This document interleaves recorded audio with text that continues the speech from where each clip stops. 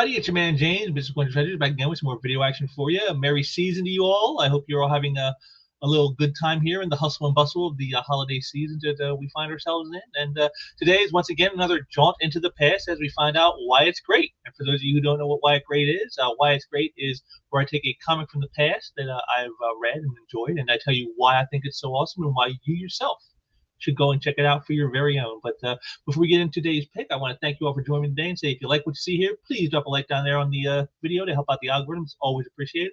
Also, if you got any comments about the book or anything I say here, drop some comments down below. Always want to hear what the people have to say in regards to the content that I'm putting out here. Also, be sure to share out some links and let's bring in some new people so I can get those subscriber numbers up, because that's always the ultimate goal of all of this, is to get those numbers up, and that would be very much appreciated if you did that. And also, if you haven't subscribed, make sure you yourself have subscribed so you don't miss any of the content that I'm putting out here on a regular basis, because you know, you don't want to miss any of the fun, right? So with all that out of the way, with the little shill done, let's get on into it. And you know, again, in kind of keeping with the holiday season, it's all about, you know, the family and the familiar connections we have. And so I thought, what better way to try to celebrate some of that than with one of you know, the most well-known lines of comics that does that is the X-Men. And so today we're looking at X Factor number 18 from 1987 by Walt and Wheezy Simonson. So it's the Simonsons working together. It's a great combo, wife and husband working together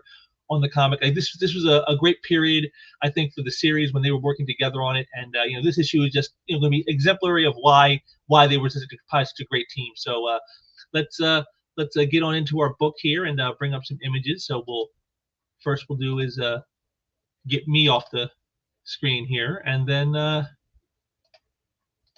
we'll bring up the image.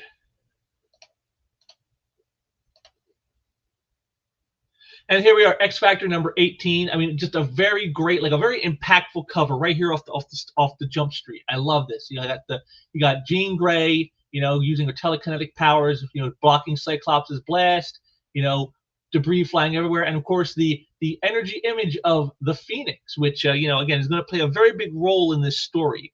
Is because if you were reading the book at the time, you know, it was the original X-Men sort of reunited, but everything by this point is starting to fall apart. They said they were going to try to keep Xavier's dream alive by helping young mutants by finding them, but they do so by pretending to be mutant hunters. But what they do is they capture the mutants and then they take them in and train them to use their powers so they're no longer a danger to society. And you know, for a while they try to make this work, and by this point here at this period is where everything starts to fall apart. And you can see right here from the image, I mean, again, just, you know, the two lovers, you know, actually at each other's throats, basically. And it's like, that's kind of, you know, the whole downfall side of this. And I just love Walt's angles here. Like, it's just a defiant Jean Grey right here. And then, you know, got that shot of Cyclops from the back, just like leaning over. I mean, just a great angles here. And I've always loved Walt's inking of himself, you know, when he does things like on the knuckles here and on his hands, the way he shades those things like that. You can always tell Simonson's work when you see it. You know, there's something about it. You know, the way he shadows things, the way he inks them when he inks himself, and there's the chunks of debris, you know, like that. And you know, very good stuff. You know, it's a great cover. Again, like, it's very impactful. It's the kind of thing like you see on the newsstand and you're like, oh, I got to pick this up because it's Cyclops versus Marvel Girl. And you know they're supposed to be lovers and friends and teammates, and so they're at each other's throats. You got to find out what's going on. So let's do that ourselves and dig into our issue. So we begin here with our first page, and you can see here they were just coming back from a mission saving a mutant that had been captured by a group called the Right, who were like also kind of like in their wake sort of mutant hunters, but they don't want to just hunt them and capture them. They want to kill them.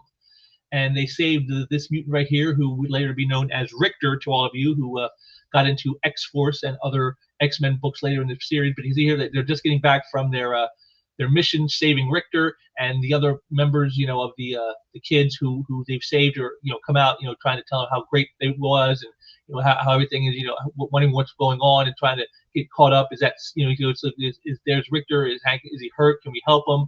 And you see your Iceman, of course, isn't doing too well. And so there's lots of stuff going on already. I mean, just in this opening page, you see there's a lot of stuff going on. And so they they bring him in. They meet with Cameron Hodge, who was the PR man for the X Factor team as mutant hunters, and they start talking. And of course, Rusty Collins uses his powers to de-thaw Iceman, whose powers seem to be out of whack. And I just love this. Rusty, when I said I keep you around to melt my ice messes, didn't mean me, but thanks anyway. And he just passes out. So you can see here he's definitely in a bad way, and they're talking about like what the problem is, what's wrong with it, why is their powers going so crazy, and they reference to there's a Thor storyline that Iceman was involved in that explains why his powers are so out of whack. But then we get like this little bit right here, his powers are changed somehow. Hank will try and analyze it. Don't worry, Bobby will be okay. But you're shivering and sopping wet. Rising from the ashes is more your specialty, isn't it? What is this? What's this little smarmy attitude he's getting? Just forget it. And even the kids are kind of wondering, what's going on with Scott? He's been acting weird, for a while now. And what did he mean when he said ashes? And so Rusty kind of informs Skids on what the situation is of the Phoenix Force, because Cyclops is believing that Jean Grey is not just Jean Grey. He believes that she is Phoenix reincarnated. And as they these kids start talking, we see a little sparks flying here, but Skids again pushes it off because what's happening with us. It's like Jean and Scott when they were young, and now they love each other. You can see it, but and then Rusty says, yeah, but what's happened to them isn't what's going to happen to us. All these crazy things that have happened to Cyclops. He goes, you're not likely to become some energy creature. Have some energy creature bury you in suspended animation and pretend she's you, and I'm not like to marry somebody who looks like you because I think you're dead, only to have you turn up really alive and then have the girl I married get killed. No wonder Scott's a nutcase. So this whole thing is like they're all very concerned with Cyclops in all of this, and but Skids is afraid of getting close with Rusty because if what happened to them, it could happen to us. Maybe we should just be friends, So you got the whole thing of all this stuff where like what's happening in with the team is also affecting those around them. So then Hank sets Richter up with a room, and they start Rusty and Skid start talking to Hank about the Beast, about what they've seen lately with Scott acting all kind of crazy and weird, and so they go in and they start talking with Richter, and he says he thought that the X Factor were mutant hunters, and they're like, that's just a cover and it's not working. Maybe that's why Scott's so nuts. He's not usually like this, because they're all having problems with the campaign of hunting mutants has made humans even more afraid of mutants than they were before, and they're thinking they're doing more harm than good now with this.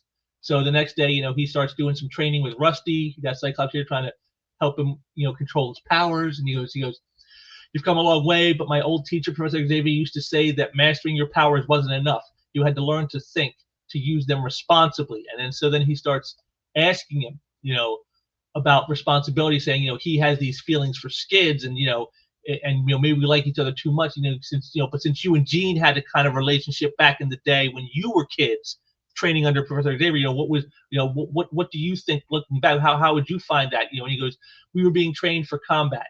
Xavier's Children's Crusade, his little soldiers. Professor X would have frowned on any extracurricular activities. And you can see Jean's coming by as they're having this little tete-a-tete, man-to-man heart discussion here. And then he tells them how, but there was this one time, when we were older, on a butte in New Mexico, we were talking. She scolded me for brooding. I was always brooding about something back then. Again, he was. And it's this story where he's out there with Phoenix, not knowing that it's not Jean, and she pulls off his visor, which would unleash his optic blast, but somehow she's able to hold them back. He said, he opened his eyes, and there it is.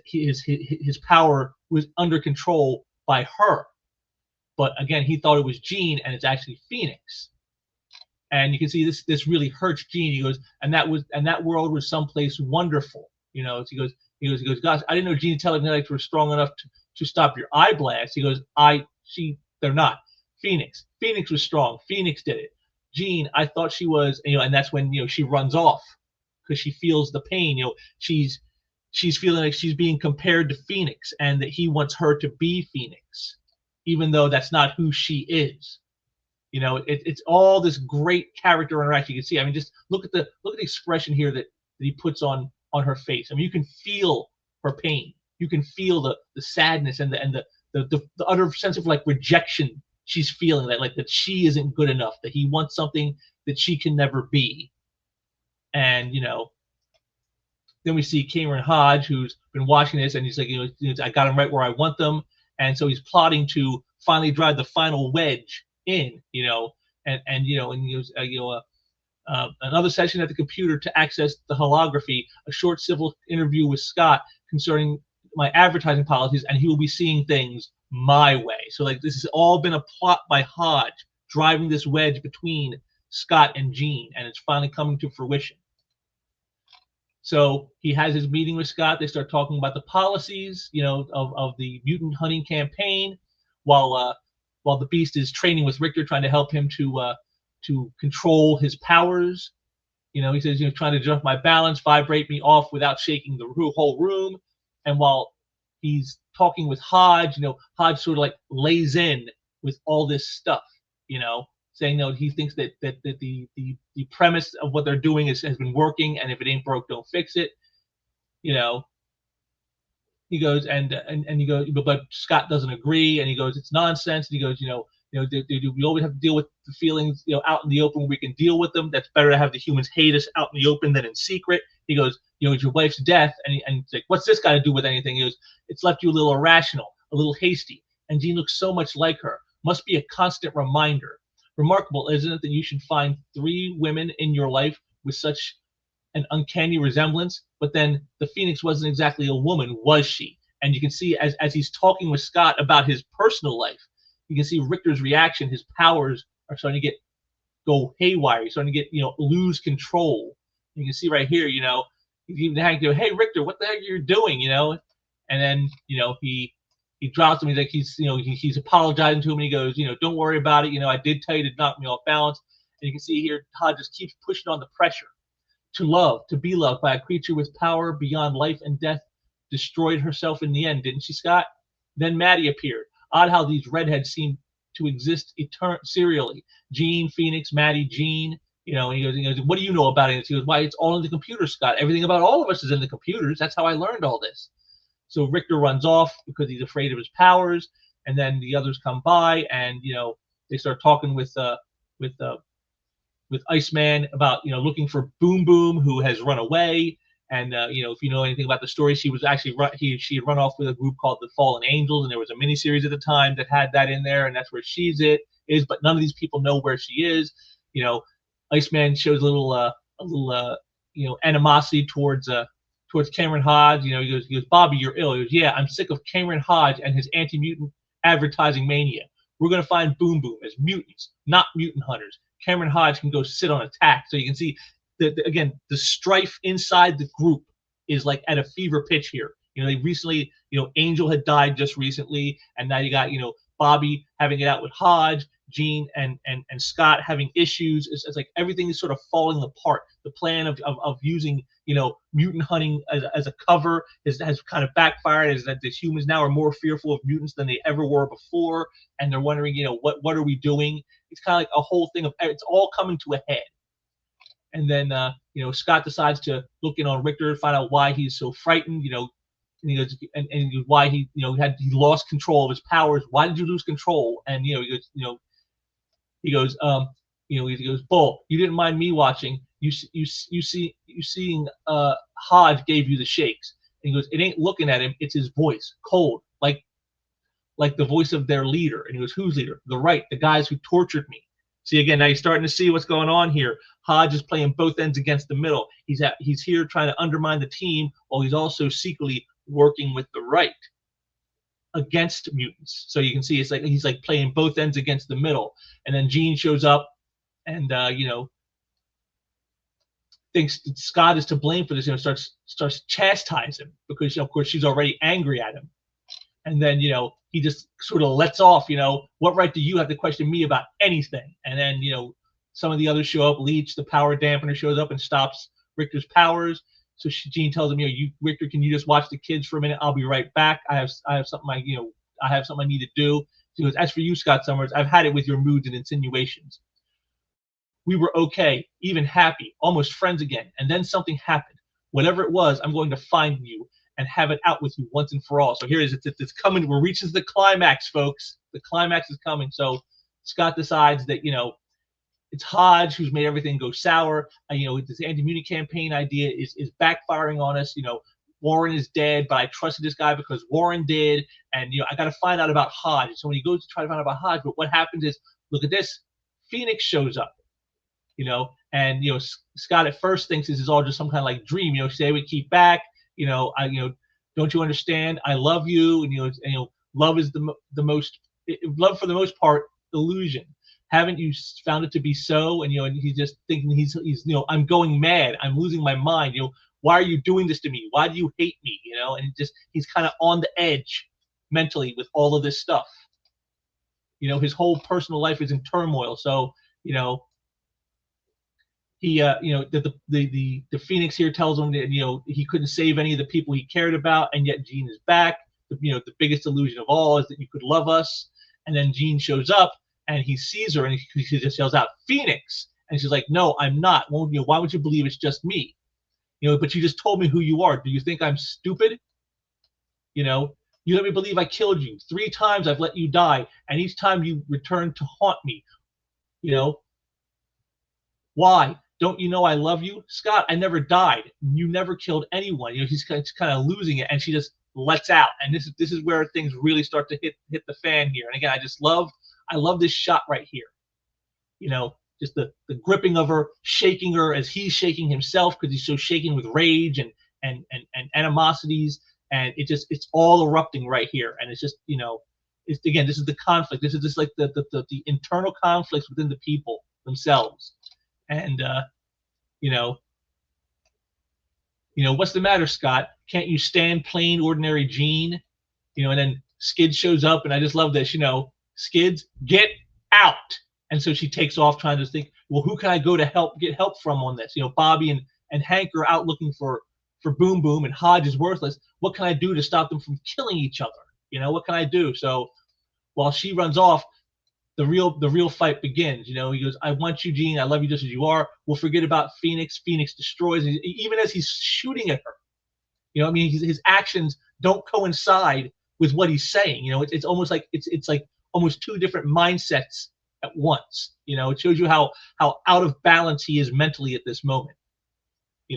And he just starts, firing like crazy, causing destruction, and Jean just throws it in his face. How could you forget such fire, majesty, power? It was like loving a goddess, wasn't it? And she just, you think I didn't know? Phoenix imitated me, took my likeness. Why do I feel like the counterfeit? So it's all this stuff of identity because Jean's, connection with Phoenix is the root of all this. And it's something that's been simmering for a long, long time in Cyclops. And it's all finally coming to a head, He goes, listen, she goes, don't you think I know who you really love? And he goes, I love you. And she's like, but she's not buying it. Remember New Mexico, Scott? Remember the Butte? I know who you really love. And he's like, you're tearing me apart, you can trust me. And she goes, he goes, trust you. Phoenix stole you from me. She stole myself, and you went gladly. Now she's gone, and you're trying to turn me into her. I won't do it, Scott. I won't become the Phoenix. You see, again, she this is her thing. And look at this. I love it. Again, he's firing at her while saying he loves her, and yet he even zings her hair. You see a little piece of hair gets zinged off by his optic blast. This is how dangerous this is. This passion between them has been turned sour, and it's really, it's like a sad thing in a way, and because these are like 2 characters that you've read about for decades, and here they are at each other's throats. But that's how it always is in the mutant clan. There are always these moments where like emotions run so high, because of the threats they face, because of what they are, because of how the world deals with them, and now all this stuff with the interpersonal connection is just going crazy. So she slams him down, and then thinks, uh-oh, did she go too far? Did she kill him? Is he seriously injured? What happens? And then he grabs her. I love how, again, I love this, just little things that Walt will do, like the little gleam right here, Just lets you know that no, he's not out cold, he's not dead, he's playing possum, and I love that. A great little visual cue to the readers that he's still in control in all this. And he grabs her and he tells her, I can prove that that you are Phoenix, and he pulls off his visor, and there's nothing making his optic blasts are under control. And he goes, see, you did it. You held back my optic blast. Don't you see? You are the Phoenix, my darling. Even you didn't know. Maybe none of you knew. All of you. I didn't kill anyone. You can't die. You rise from the ashes, always from the ashes. But Jean, again, just she doesn't buy it. And she's like, I'm not Phoenix. Never, no matter how much you want it. I hate her. Why won't you understand it wasn't me? And then, he's like, but you stopped my blast. That proves that you can't. And then no powers. And it's like, what? And there's Leech. No powers. This is why his blast, where Skids brought the kids and he brought Leech, and so it could dampen their powers, and that way they couldn't hurt each other. And that's why his optic blasts aren't going right now. It's Leech's power that's preventing him from using his, whereas he thought it was Jean who stopped him, and it wasn't. And she even lays it out for him. I'm sorry, darling, I'm not. Phoenix was me. I was never her. For your sake, I almost wish I was. And just the look on his face right here says it all. He's just totally shocked, total disbelief, and I'm insane. I must be insane. I could have killed you. Another one I love would be dead because of me. So again, it's like almost like it's even worse now than it was before. But they find out that, wait a minute, this isn't all you're doing. It's look at the computer. He goes, look, Scott, a hologram of some kind. Anything I type switches it on. But who could have done this? And of course, it's Cameron Hodge. So now they know that Hodge is actually their enemy. He's actually working against them. He's actually fostering all the animosities within the team, making it even worse than it already is. So now, again, it's all coming to a head. All this anti-mutant hysteria that Hodge has helped create, was for a purpose. And they're starting to see what that purpose is. And then, of course, we ended here with a great cliffhanger thing. We end up on the hidden fortress ship of Apocalypse. And there's someone who awakens here. And they ask, why did you save me? And he goes, you were valuable. So I took you and I can give you revenge what they did to you. And he goes, I can regenerate, what you've lost and give you the ability, to once again have what you had before, but the pain will be terrible. And it's like, I can bear anything if to fly again. And of course, the pain. And then you can see here is the thoughts here of Apocalypse focus on the pain, the destruction, anger, power, death. Use it, and I will forge you a weapon against them, the like of which you could not imagine, and you will be death, fourth horseman of the fourth horseman of Apocalypse. So right here, this is Angel. We thought he was dead, but no, he's not. Somehow, Apocalypse saved him from death, and lets everyone else believe that he is dead. And now this is where he begins to reforge him into what will become Archangel, the fourth horseman of the Apocalypse. And just an excellent an excellent ending here. And again, I like just the little things that Walt does. He doesn't give you much. I mean, it's enough to know it's Angel, but like right here, I love this, just the close up of the mouth as he screams in agony. It's like I said, little things like this that Walt does that makes such a difference in how he lays this all out. And it's just a great issue. Lots of action, as you saw, lots of great character interaction. It's very character driven. Even with all the fighting you saw between Jean and Scott and everything else, there was still it was all character driven. It was the characterizations that were driving the action, not the other way around, where it's actions trying to drive characterization.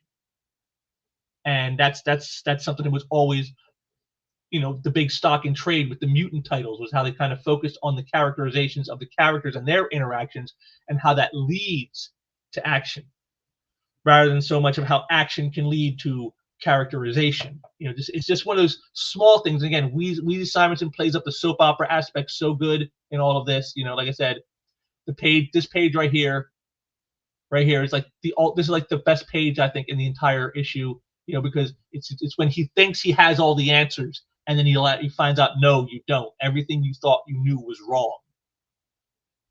A guy who was losing his mind. And I gotta say, I always thought Cyclops was kind of a bit of a jerk, even back in the day. He was always the guy. He's a great team leader, but as a guy, he's not really that nice of a guy. You know what I'm saying? And I really like how Wheezy brings this out in this issue. She shows you like the Cyclops. He's not as smart as he thinks, and he's not as nice as he thinks. And it was definitely something that was again very much a driving factor in these early issues of the X Factor series back in the day. Like I said, and Walt's art is just spectacular. I said the action sequences here, just excellent stuff. I mean, just you really feel the blows, both physically and emotionally, that these two are going through right now. It's love turned sour. All with it, within the background is a hidden hatred, that's going to try to destroy them all from Cameron Hodge. And it's just like I said, it's just beautifully done, perfectly soap operatic on this. I love the shots here with the Phoenix hologram, just like coming out of the computer and everything. Just beautiful stuff. I love the hair, the way he does the hair, just the flowingness of the hair, very, very nicely done.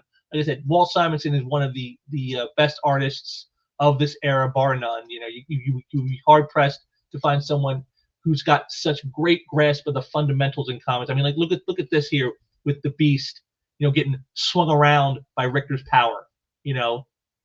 Just the way he can take something, all these small little figures, and yet the intensity of the scene is so impactful. As you got Hodge playing mind games with Scott, while Beast is getting flung around for his very life right here. It's just great stuff. Like I said, and then that one shot right there. This one shot right here of Jean, the pain of feeling, you don't matter, that you're not good enough, that, that what you thought, someone felt for you is not what they really feel for you. I mean, you feel the heart-wrenchingness in that moment. Just like I said, just a great series. This has been a great book. Lots of character intrigues, lots of great, dynamics that way, and it was always what made the X Factor book stand out from some of the other X-Men books at the time. Like this time you had like the New Mutants, and you had the Uncanny X-Men, which had very different vibes than X Factor did. X Factor felt very much, like I said, much more soap opera-ish than the other X-Men books did at the time. And again, just beautifully handled by Louise Simonson. She always knew how to play up just enough to get that great characterization, but she didn't skimp on the action here, so that Walt could do his thing too. And again, just it's obvious why they're a marriage made in heaven, because they're also a great comic team made in heaven too, the Simonsons. And so definitely X Factor 18 is definitely a good one. This is one you should definitely check out if you have any interest in the X-Men, especially of this era. And just it's just a great character study of two characters that so well, and yet in some ways maybe you don't really know them all that well at all. And just a great issue, great issue. And there we have it in the books, another one, X Factor number 18.